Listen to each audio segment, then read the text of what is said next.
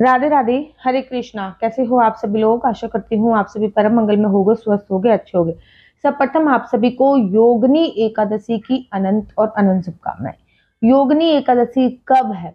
देखिए, आषाढ़ के महीने में दो एकादशी आती हैं, जिसमें से प्रथम एकादशी होती है योगिनी एकादशी और दूसरी होती है देवशयनी एकादशी। देवशयनी एकादशी पे हमारे देवता जो होते हैं वो सो जाते हैं और उसके बाद ही चतुर्मास प्रारंभ हो जाता है। देवशयनी एकादशी से चतुर्मास प्रारंभ हो जाता है और चतुर्मास में चारों धाम श्रीधाम वृंदावन में आके वास करते हैं। तो सबसे पहले आषाढ़ मास में पड़ने वाली योगिनी एकादशी के बारे में चर्चा कर लेते हैं। योगिनी एकादशी का प्रारंभ जो हो रहा है वो हो रहा है 1 जुलाई दिन सोमवार को सुबह सुबह 10:30 बजे के आसपास। ध्यान रखिए कि 1 तारीख को जो एकादशी पड़ रही है, दिन है सोमवार, सुबह सुबह 10:30 बजे वो 10वीं युक्त एकादशी है।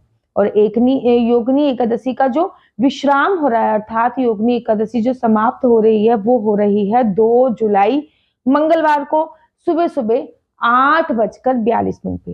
तो मोटा मोटा 1 तारीख को जो एकादशी है वो 10वीं युक्त एकादशी है, क्योंकि 10:30 बजे से पहले 10वीं तिथि रहने वाली है। और 2 तारीख को जो एकादशी है वो द्वादशी युक्त एकादशी है, क्योंकि 2 जुलाई को 8:42, मोटा मोटा आप ये मान लीजिए कि 9 बजे के बाद द्वादशी रहने वाली है। और जब भी 2 दिन एकादशी होती है, जैसे कि इस समय है कि 1 तारीख को व्रत रखें या 2 तारीख को व्रत रखें, तो मैं हमेशा कहती हूँ कि दूसरे दिन वाली एकादशी हमें करनी चाहिए।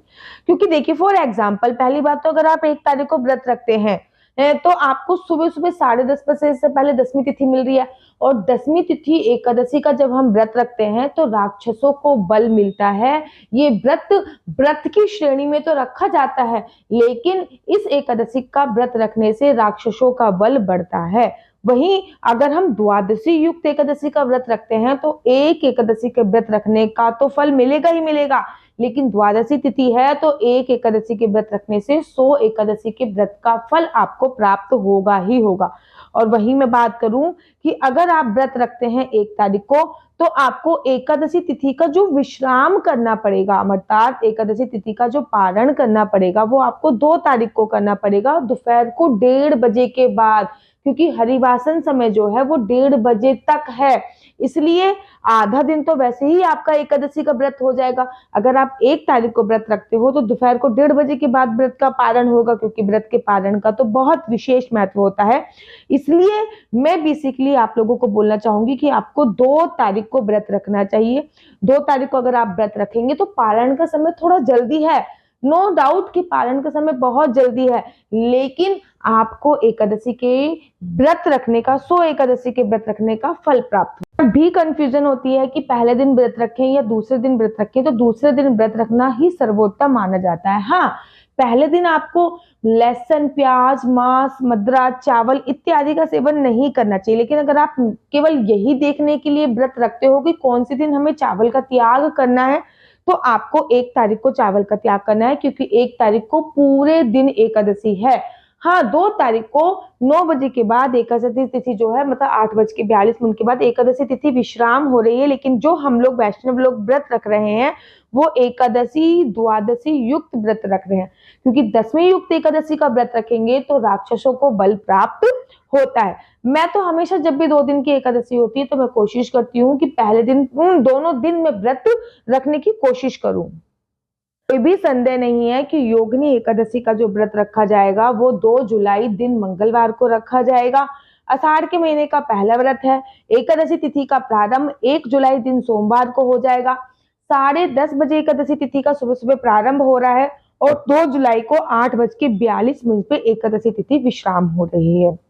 वहीं द्वादशी तिथि का जो प्रारंभ हो रहा है वो 8:42 पे प्रारंभ हो रहा है और वहीं द्वादशी तिथि सुबह सुबह 7:10 पे विश्राम हो रही है। देखिए, जो हमें व्रत का पारण करना है, जो लोग 1 तारीख को व्रत रखेंगे वो व्रत का पारण 2 तारीख को दोपहर को 1:30 बजे के बाद करेंगे।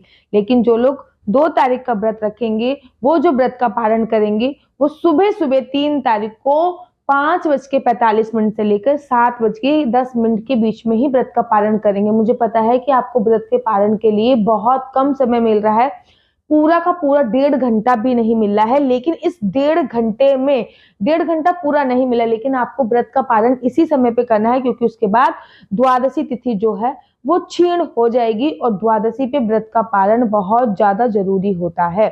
एक बात याद रखिए, एकादशी का जो व्रत होता है वो त्रिदिवसीय व्रत की श्रेणी में आता है, अर्थात एक दिन का व्रत नहीं होता, 3 दिवस की व्रत की श्रेणी में आता है। आपको 10वीं तिथि से एकादशी के व्रत के जो नियम होते हैं वो लागू करने होते हैं, जैसे कि संपूर्णतः ब्रह्मचर्य का पालन करना, पृथ्वी शयन करना, मांस, मदिरा, लहसुन, प्याज का सेवन नहीं करना होता है, चावल का सेवन नहीं करना होता, मसूर की दाल का सेवन नहीं करना होता। उसके बाद एकादशी तिथि के एकादशी का व्रत का पालन करना होता है, जैसे कि सुबह सुबह ब्रह्म मुहूर्त में स्नान करना, पानी में कुछ ना कुछ डाल के, गंगा जल हो गया, दूध हो गया, दही हो गया, आंवले का रस हो गया, नींबू का रस हो गया, कुछ ना कुछ डालकर आपको स्नान करना, संपूर्णतः ब्रह्मचर्य का पालन करना होता है। द्वादशी तिथि पर भी कुछ नियम होते हैं, जैसे कि द्वादशी पर मांस, मदिरा, लहसुन, प्याज का सेवन नहीं करना होता, द्वादशी तिथि पर चावल खाना बहुत जरूरी होता है, द्वादशी तिथि पर भी पृथ्वी शयन करना बहुत ज्यादा जरूरी होता है। बेसिकली अगर मैं बात करूं तो श्रीधाम वृंदावन में चैतन्य गौड़ संप्रदाय में इस्कॉन टेम्पल में 2 तारीख को एकादशी का व्रत रखा जाएगा, और मैं भी पर्सनली 2 तारीख का ही एकादशी का व्रत रखूंगी।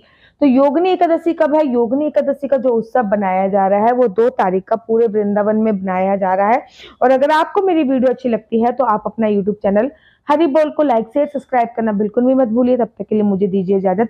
राधे राधे, हरे कृष्णा, हरि बोल। एक बात मैं आप लोगों से बोलना चाहूंगी, अगर आप लोग अपनी कुंडली मुझसे दिखवाना चाहते हैं तो मेरा व्हाट्सएप नंबर है 429202565। दोबारा से रिपीट कर देती हूँ, 429202565 मेरा व्हाट्सएप नंबर है। आप अपनी कुंडली मुझसे दिखा सकते हैं, कुंडली के माध्यम से जान सकते हैं कि आपके बच्चे की किस्मत में जॉब है, या फिर आपके बच्चे की किस्मत में जॉब करना लिखा है, या फिर आपके बच्चे की किस्मत में बिजनेस करना लिखा है। आपके बच्चे को अगर साइड लेनी है तो कौन सी साइड लेनी है, अर्थात कौन सी क्षेत्र में उसको अपना करियर बनाना चाहिए, आपके बच्चे का विवाह कब हो रहा है, विवाह का योग्य कब है, आप आपस में जन्म पत्री कैसे मिलवानी चाहिए, लव मैरिज के कितने % चांसेस हैं, अरेंज मैरिज के कितने % चांसेस है, आपका और आपके बॉयफ्रेंड का रिलेशनशिप कैसा है, आगे कितने गुण मिलेंगे, कितने % चांसेस है, या फिर उसके बारे में भी कुछ जानना चाहते हैं तो आप मेरा व्हाट्सएप नंबर 429202565 पे अपनी डेट ऑफ बर्थ और टाइम, आपको पूरी कुंडली नहीं भेजनी है, आपको केवल अपनी डेट ऑफ बर्थ और टाइम भेजना है। उसके आधार पर ही मैं आपको संपूर्ण जानकारी